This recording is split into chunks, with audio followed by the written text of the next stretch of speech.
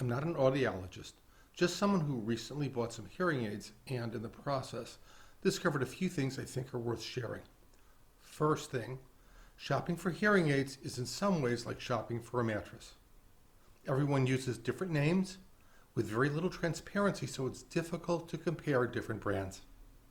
However, in broad strokes, there are maybe 5 reputable manufacturers, and each one makes 3 tiers of devices: basic, mid-level, and premium. The costs, as I came to learn, are often $4,600, $5,400, and $7,000 respectively. Unfortunately, even the least expensive model would cost me over $1,000 out of pocket.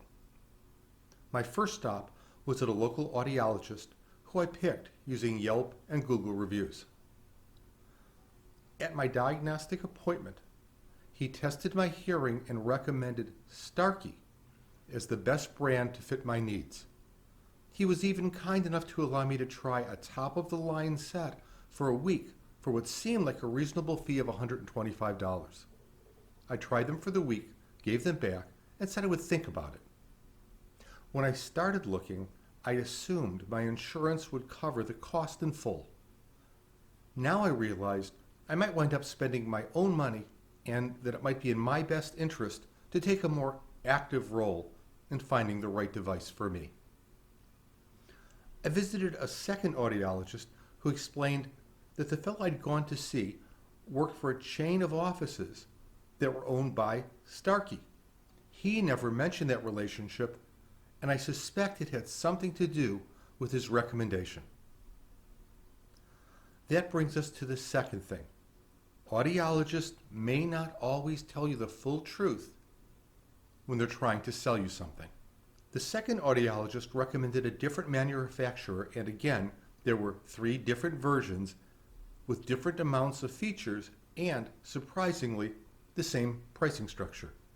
In this case, she let me try the samples at no cost, and apparently that is more the industry standard.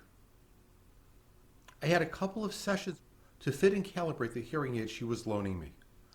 I never felt rushed, and she never suggested charging me or my insurance a dime for the time she spent. Here's the third thing. Not all audiologists are out to make a quick buck. During one of our sessions, she mentioned the possibility of Costco and their hearing aids. Her opinion was that Costco offered good pricing, but did not provide the full range of services, and what they did provide would only be available at an additional cost. I decided to try Costco despite her concerns and made an appointment at one of their hearing centers. It turns out all visits and services are included in the cost of hearing aids. Also, Costco sells their version of the top-level devices from several of the 5 reputable manufacturers.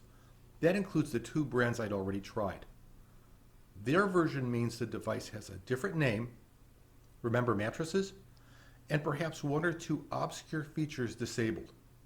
However, it also means that instead of spending thousands out of pocket for a top-of-the-line device, I was able to get one completely covered by my insurance.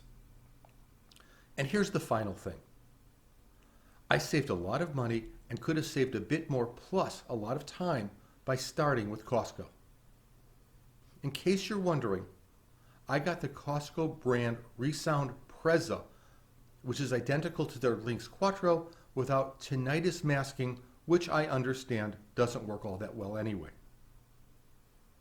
Finally, if you find this video helpful, please let me know so I can be encouraged to make more of them. Thank you.